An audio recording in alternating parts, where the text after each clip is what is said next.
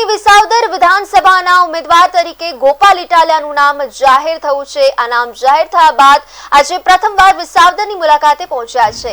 આજથી તેઓએ જનસંપર્કનો પ્રારંભ કર્યો। ગોપાલ ઇટાલિયાએ દાવો પણ કર્યો કે તેઓ વિસાવદરનો નવો ઇતિહાસ રચશે।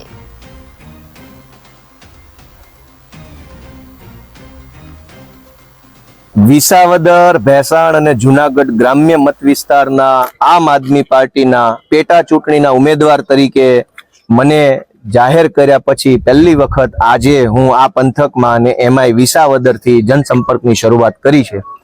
આજે માંડાવડ ખાતે માર્કેટિંગ યાર્ડમાં સ્વર્ગસ્થ કેશુબાપાના સ્ટેચ્યુને પુષ્પમાળા પહેરાવી એમના આશીર્વાદ લઈ, સરદાર પટેલ સાહેબના સ્ટેચ્યુને પુષ્પમાળા કરી એમનાય આશીર્વાદ લઈ અને આજથી લોક સંપર્કની શરૂઆત કરી છે।